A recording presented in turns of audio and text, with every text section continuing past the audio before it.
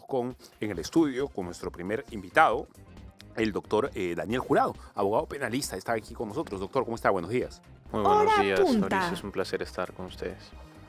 Doctor, a ver, lo primero que usted entiende o que quisiera contarnos respecto de cómo ve el caso de Ollanta Humala. Parece ya acorralado el presidente o el expresidente. ¿Cómo lo percibe?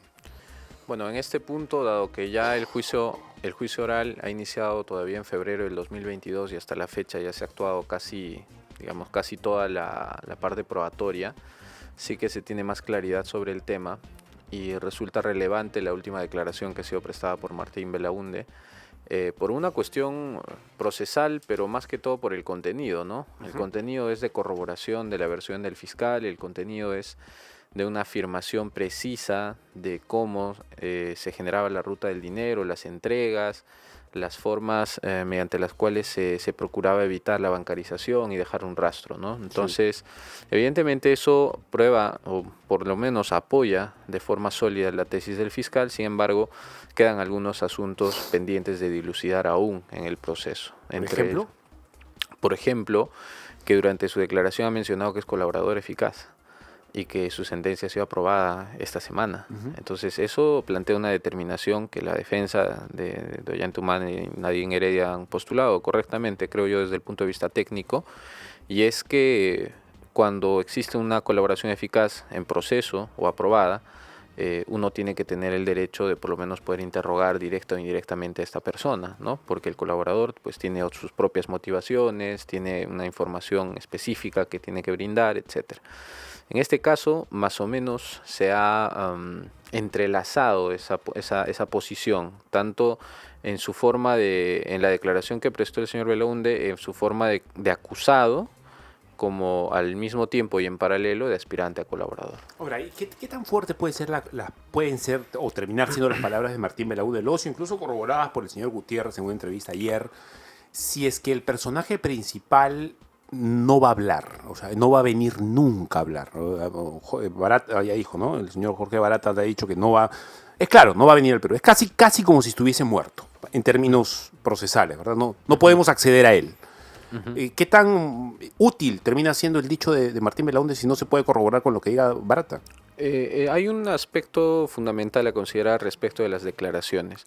Cuando una persona es citada a declarar en una investigación, primero lo hace o en policía o en fiscalía. Y lo que se debe garantizar en ese estadio es que todas las demás partes tengan acceso a poder participar en esta diligencia previa. ¿Por qué esta necesidad?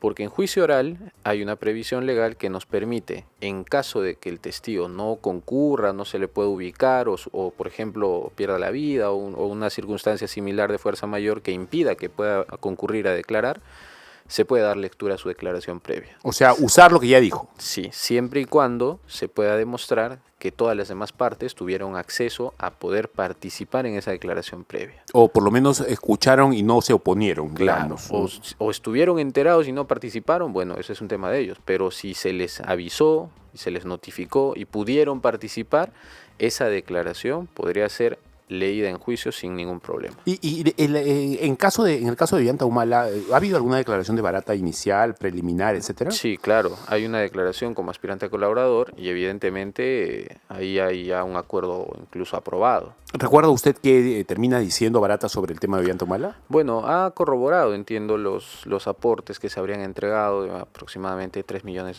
en la campaña 2011, ¿no? Ese ha sido el aporte. Sin embargo, sí que hubiera sido mucho más sólido, ¿no? Si es que hubiera concurrido a juicio oral, dar la posibilidad de poder contrainterrogarlo, ¿no? De brindar algunos detalles, aún de forma virtual, pero evidentemente esto no va a ser posible, ¿no?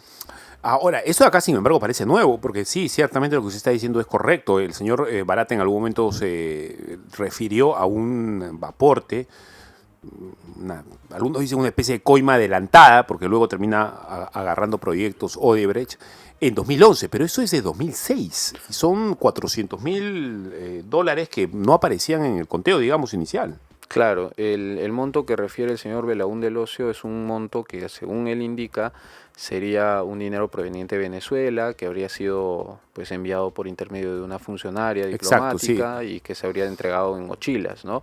Evidentemente la forma de entrega en efectivo para evitar bancarización y rastreo es una forma que es muy típica de este tipo de delitos, ¿no? Lo que menos se quiere es dejar un rastro, un registro de por dónde pasó el dinero y por manos de quiénes, para evitar justamente identificar el origen, ¿no? Esa es la única justificación, no hay otra.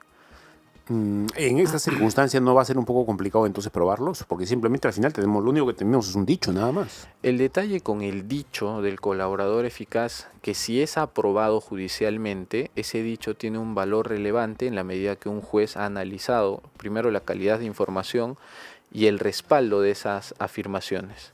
Es decir, el dicho del señor Belaúnde Locio, para poder haber sido acreditado como colaborador eficaz, tiene que haber sido corroborado, y eso en una investigación reservada, aparte a cargo del fiscal, y estos dichos se corroboran con otros medios de prueba, ¿no? Y ahora esos otros medios de prueba sí que se pueden utilizar en este proceso principal, también su declaración, como en efecto ha sido utilizado, ¿no? ¿Por qué terminamos tocando este tema? Me dirá la gente, ¿verdad? La gente se puede preguntar en las redes sociales o incluso en la radio, en el taxista, en la oficina, en la casa de la señora, etcétera, que están escuchando la señal. ¿Por qué insistir con Ollanta Humala? ¿Por qué insistir con Martín Vizcarra? ¿Por qué insistir con todo esto? Sí, en el país está pasando lo de APEC, está pasando lo del muelle y está pasando lo de esto y lo del otro. Porque, doctor, no sé cómo lo verá usted y me gustaría conocer su opinión, no solamente como abogado penalista, sino como patriota o peruano, digamos, porque lo que pasó con Odebrecht ha sido de tal descalabro moral y a veces me sorprende cómo hay algunos medios supuestamente bien pensantes, ¿verdad? Medios serios o tradicionalmente respetables que no le están dando la importancia debida al tema y lo pasan casi como segunda noticia o tercera noticia en sus portadas o en sus titulares. Lo que ha pasado con Ollanta Humala ha sido terrible. Lo que ha pasado con Martín Vizcarra en contra de nuestros intereses nacionales ha sido enormemente grave. ¿Qué es más grave para usted? O en todo caso, ¿qué está más redondo? ¿El caso de Ollanta Humala, la acusación contra él por todo este tema de dinero recibido de Odebrecht, o Martín Vizcarra? A ver, Martín Vizcarra tiene varios flancos abiertos, ¿ah? Sí. Preguntémosle por el tema último que ha ocurrido. El juicio oral. El juicio oral, que es lo de Lomas de Hilo. Lo de cohecho. Sí, exacto. Claro. Miren, en el caso cohecho significa coima para las personas que no saben, ¿no? Sí, estrictamente. Siempre es más complicado probar un delito de lavado de activos.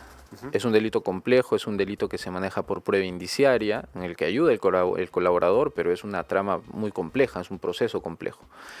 En el caso del cohecho es un tema mucho más sencillo, porque hay dos actores, un acuerdo clandestino y sí hay elementos de corroboración periféricos, sí hay prueba indiciaria, pero en este punto llamó mucho la atención precisamente que uno de los intervinientes, ¿no?, en estos acuerdos, que también ha sido colaborador eficaz, haya admitido y declarado en juicio indicando cómo, cuándo, en qué forma, en qué monto, en qué lo llevó y demás.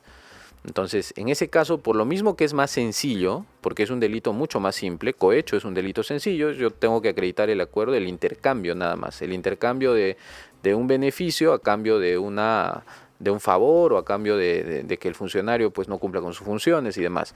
Entonces, en ese aspecto, sobre ese punto, creo que hay mucha más claridad en el caso Vizcarra, sin perjuicio de que todavía queda pendiente discutir, creo yo, lo más complejo, que es el caso de colusión, que ya se va a programar el juicio. ¿Cuál es la diferencia entre cohecho y colusión? La diferencia es que en el cohecho tenemos un intercambio directo entre un beneficio y una conducta, digamos, inadecuada del funcionario. Un billetito que te cae por hacer algo. Claro, okay. Por ejemplo. Una coima. Claro, una coima. El cohecho es lo que coloquialmente conocemos como coima, ¿no? El entregar un dinero para que el funcionario haga o deje de hacer algo que puede ser en cumplimiento de sus funciones o digamos, dejando de realizar sus funciones.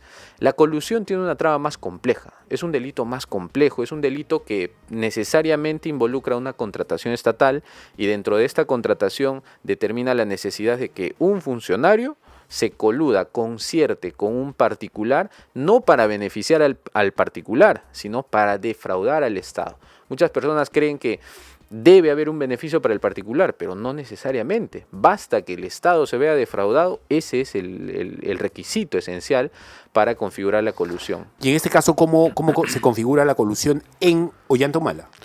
Perdón, en Martín Vizcarra. En Martín Vizcarra lo que se establece, según la Fiscalía, es que habría habido una intervención por medio de él para favorecer precisamente a estas empresas, ¿no? En la adquisición de la buena pro respecto de la ejecución del proyecto. Es lo que, digamos, ocurre muy a menudo en la casuística, y es que se vincula al titular de la entidad con las empresas que están fungiendo de competidores, y ahí se ve, pues, ¿no?, este acuerdo que normalmente tiene, pues, como trasfondo una contraprestación, ¿no? Doctor, estamos con el doctor Daniel Jurado, abogado penalista, 10:29 aquí en Hora Punta, en Betel Radio 100.1 FM en Lima y en 350 estaciones en todo el territorio nacional. Qué enorme radio es esta para el Perú, 350 estaciones, bien por mis hermanos. Hay otro tema del cual me gustaría conocer su opinión como abogado penalista, doctor, que la gente termina de no comprender desde una perspectiva real, penal, o sea, desde realmente lo que va a pasar. Y a veces nos dejamos llevar un poco por los fuegos artificiales alrededor del caso del ex premier Otárola, después de lo que esta señorita que apareció en media prensa peruana hablando, señora Yaciré Pinedo. Y nos dejamos llevar pues por el detalle, ¿no? Si la chica fue su amante, si tal por cual, si esto que el otro, etcétera. Y parece que hemos olvidado un poco la gravedad de una acusación en donde un premier de la República, hoy ex premier, habría sobornado congresistas para blindar a Dina Boluarte. O más o menos eso es lo que ella ha dicho ayer. Es una acusación explosiva. ¿Cómo entiende usted este caso desde una perspectiva penal, sin entrar en lo farandulero, doctor? ¿Qué tan grave podría ser para Alberto Otárola algo así? ¿O simplemente es el dicho de una chica que, como dice el premier, paciente psiquiátrica que está hablando tonterías? A ver, primero, entiendo que el tema del premier parte porque a la señorita se le contrata, ¿no?, en un ámbito público a raíz de una vinculación sentimental, y por lo mismo se establecía en principio que podía haber una investigación por negociación incompatible, que es un favorecimiento, ¿no? Un favorecimiento para beneficiar a una persona en una contratación del tipo que sea, en este caso laboral. Eso es lo primero. Lo segundo, que esta persona ha referido que el premier habría comprado, ¿no?, votos del Congreso. 120.000 soles a Wilson Soto, Segundo Quirós y Elizabeth Medina para frenar denuncias constitucionales contra Dina en el 22. Es lo que ha dicho la chica. Claro. Esto lo que implicaría necesariamente, desde un punto de vista penal, es esta descripción de hechos encajaría en lo que es un cohecho, ¿no? Un cohecho porque hay una persona que entrega un beneficio, presuntamente entrega un beneficio, y a cambio lo que solicita del funcionario, en este caso el congresista, es que incumpla sus funciones, ¿no? Sus funciones de fiscalización, sus funciones de acusación, etc. Exacto. Entonces, ese es el escenario muy concreto de un cohecho, ¿no? De un cohecho activo, ¿no? De un cohecho activo impropio, ¿no?, por así decirlo. Entonces, en este escenario, por supuesto, a raíz de la difusión de esta información, seguramente la Fiscalía ya está iniciando una investigación, por lo menos debería hacerlo de oficio, ¿no?, abrir una investigación de oficio para esclarecer si realmente esto se dio o no se dio y en qué ámbito se ha desarrollado. Doctor, porque a esto le sumamos, le han descargado un camión de estiércol encima a Otárola en los últimos días, la verdad, porque le ha venido una tras otra. También lo han acusado de agredir a la señora o la señorita físicamente, incluso sexualmente. Ella ha descrito una serie de cosas que son irreproducibles a esta hora y en esa radio, por supuesto, pero Otárola parecería no solamente un coimeador desde su dicho, sino incluso un agresor sexual. A ver, complicado para él, es simplemente una acusación, esto lo tiene que probar. En todo caso, ¿cómo lo tendría que probar la señorita? O simplemente, como ahora es la costumbre, porque es mujer, simplemente hay que creerle. Mire, en principio hay que entender, y esto es importante, que la Constitución garantiza que toda persona es inocente hasta que se muestre lo contrario. No es ajeno el señor Otárola a esta presunción de inocencia. Es decir, a día de hoy, no podemos denominarlo... Eso es indubio pro reo. No. Esa es presunción de inocencia. Indubio pro reo es una manifestación de la presunción, pero es procesal, ¿no? Si en juicio uno no puede acreditar la culpabilidad más allá de toda duda, hay que a resolver a favor del reo, ¿no? En caso de duda, favorece al reo. Pero en este caso, la presunción de inocencia le ampara desde el momento en el que es ciudadano hasta que un juez en segunda instancia declara su culpabilidad. Por lo tanto, a día de hoy, no mal haríamos en afirmar que el señor es un coimero o un agresor sexual, que no es el término correcto. Sin embargo, si estos hechos tienen esta trascendencia, esto es, si son hechos que podrían configurar un delito de agresión sexual, ¿no? de repente violación sexual, tocamientos indebidos o un delito de cohecho, evidentemente el Ministerio Público tiene las competencias necesarias e incluso la policía para iniciar una investigación de oficio. Y en esta investigación, durante el curso de esta investigación, se podrá esclarecer. La pregunta es cómo la señorita puede acreditar esto. No es deber de ella en sí acreditarlo, sino del Ministerio Público y adoptar la estrategia más prudente para hacerlo, pero sí que ella, evidentemente, si tiene a disposición información relevante, qué sé yo, chats, audios, videos, fotos, e incluso otro tipo de información y testigos, siempre puede ofrecerlos. Y claro, dependiendo del tipo de delito que se esté denunciando, habrá determinadas pericias que van a determinar esto, ¿no? Si, por ejemplo, es una violación sexual, probablemente lo más prudente sería un reconocimiento médico legal, ¿no? Pero esto, si es que se denuncia con posterioridad, va a dificultar la acción del perito. Entonces, respecto al tema de la condición de tal, si bien es cierto, el Estado, a través de la ley 30.364, ley que, digamos, busca una lucha frontal contra la violencia contra la mujer e integrantes del grupo familiar y su reglamento y modificatorias, ha planteado un programa, ¿no? Es un esquema de trabajo que vincula a diversas instituciones en diversas etapas, a partir de una sola denuncia. A partir de una denuncia, la persona puede recibir dentro de las 24 horas medidas de protección y luego hacerse la investigación respectiva. Todo esto con aras de buscar eliminar la violencia contra la mujer.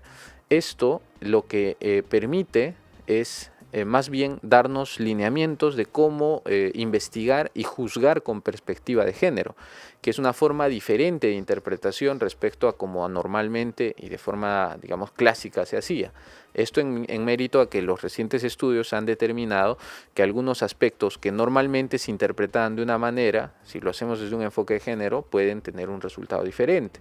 Y eso es más o menos lo que se está procurando, no solo en Perú, sino a nivel mundial. Es una tendencia que se está procurando ahora porque lamentablemente el problema del machismo y la agresión siempre ha estado a nivel internacional. Entonces, para ser muy concreto ya con la respuesta, en este punto, si bien la señorita pudo haber denunciado o ha denunciado, ¿no?, diversos hechos, estos tendrán que ser corroborados, acreditados con pruebas, con testigos, directos o indirectos, con documentos, con peritajes. ¿Y si no fuera así o si no pudiera ser así? Si no se logra acreditar, pues el señor la puede contrademandar a ella por... No directamente, es decir, en principio lo más importante siempre es cerrar un punto, ¿no? Esto es, si se cometió el delito o no, si se logra determinar que pese a hacerse una investigación no se acredita que se haya cometido este delito, la presunción de inocencia que lo acompaña desde el inicio del proceso se mantiene incólume. Es decir, él inició inocente y el fiscal no logró probar su culpa, por lo tanto sigue siendo inocente a los efectos legales y en general. Ahora, sí que podría, ¿no?, si es que es una acusación falsa, temeraria, dolosa, ¿no?, ahí sí cabría poder entablar de pronto una denuncia, ¿no?, por un delito de denuncia calumniosa o incluso una querella por un delito contra el honor, ¿no?, una difamación calumniosa, al haber atribuido un hecho, en este caso un delito, frente a terceros que pueda vulnerar el honor de esta persona. Pero esto, Fabricio, es un tema que tiene que irse paso por paso. Entiendo. Paso por paso, investigación por investigación. Definitivamente son una serie de hechos que complican una situación normal, que generan cierta preocupación y que evidentemente... En nuestra experiencia, pues si puede haber un margen, ¿no?, de casos en los que normalmente puede existir algún tipo de magnificación o de versiones falsas, pero no podemos desmerecer la gran cantidad de casos y que son la mayoría de casos que realmente ameritan una tutela por parte del Estado respecto a estas denuncias de violencia contra la mujer. Entonces yo estoy seguro que desde el Ministerio de la Mujer y Poblaciones Vulnerables se va a tomar las acciones pertinentes, seguramente los centros de emergencia mujer o la propia Fiscalía Especializada iniciarán las investigaciones del caso, que es propio de este hecho, ¿no? Y se esclarecerá en el camino. Si se logra probar, pues seguramente se acusará, pero si no se logra probar, se archivará. Pero... Y además este caso ha traído otra cola más, doctor. Había un audio entre Yaciré Pinedo, que es la señorita que ha terminado denunciando al ex premier Otárola de todas estas cantidades de cosas, entre Yaciré Pinedo y la inefable Karelyn López. A ver, ella, en donde el audio incrimina, de alguna manera parece incriminar a la señora fiscal Marita Barreto. ¿Qué cosa es lo que le dice Karelyn López a Yaciré Pinedo? Le dice a la letra, le dice que Karelyn a ella: voy a llamar al fiscal que está a cargo de eso. Están hablando de un tema en particular. Si yo sé que él te ha denunciado, yo ahorita mismo lo veo. Evidentemente en tono pelovista, doctor, la señora Karelyn, en un diálogo que demostraría que sus influencias eran más que pocas en EFICOP. Claro, a ver, este dicho en principio no reviste, por lo menos es solamente una frase, un audio nada más, ¿no? A nivel penal no advertiría yo en concreto ningún ofrecimiento, ¿no? Ninguna contraprestación ni ningún ofrecimiento de favor de interceder, por lo menos no hasta ese punto, es muy breve, ¿no? Sin embargo, por lo menos desde el punto de vista administrativo, pues sí podría llamar la atención en algún caso, ¿no?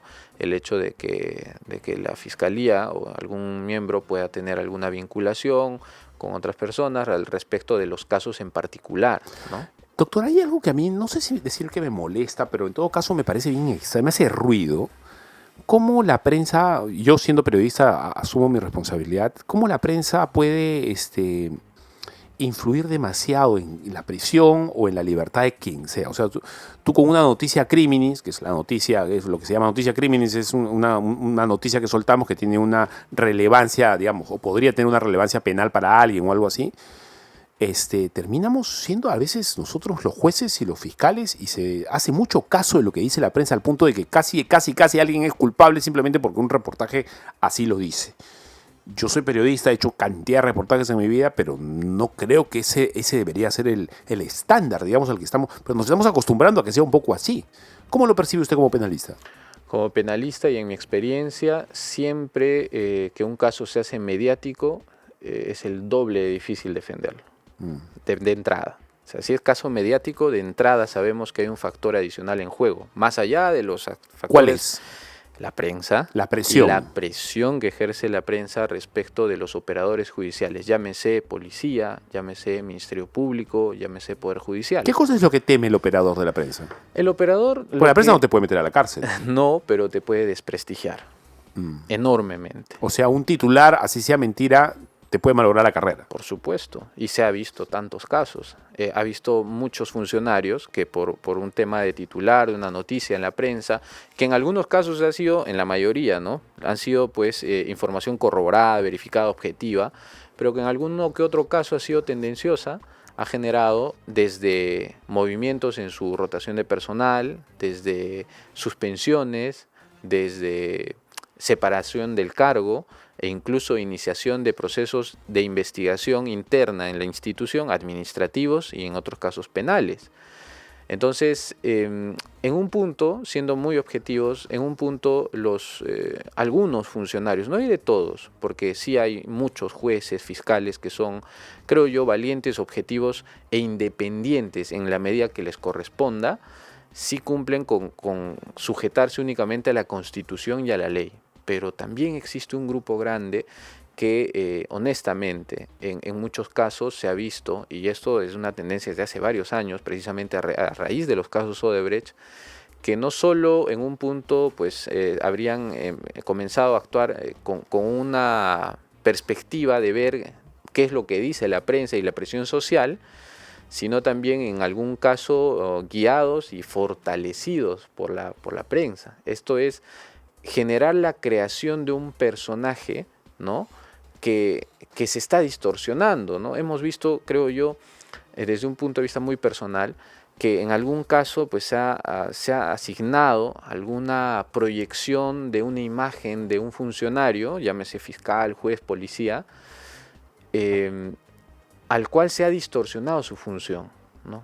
Se ha distorsionado la función de un policía, de un fiscal o de un juez, entendiéndose como personas que sí están comprometidas con la lucha contra la corrupción, contra la criminalidad, que es lo correcto, pero a partir de cierta, digamos, tendencia, se distorsiona esta figura y lo que genera mayor complicación es entender que estos operadores de justicia, pues en teoría deberían solamente someterse a lo que establece la Constitución y la ley, y es lo que todo ciudadano espera, ¿no? Independientemente de la calidad socioeconómica, del cargo público o privado que uno ostente, lo que espera es que los operadores que vayan a conocer un caso sean absolutamente objetivos e imparciales y valientes al momento de tomar una decisión, porque hay decisiones impopulares, que lamentablemente, por más impopulares que resulten, se tienen que dar.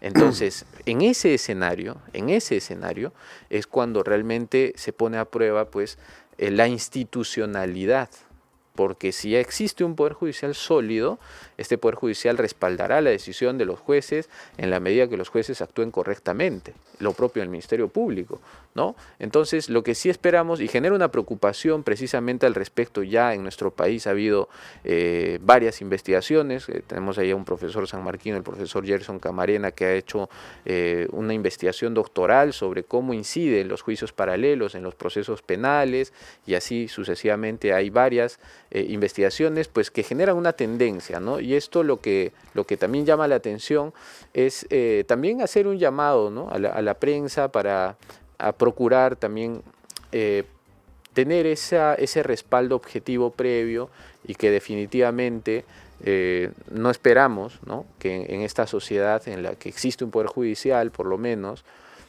sea pues la prensa la que determine en qué medida una persona es inocente o culpable, ¿no?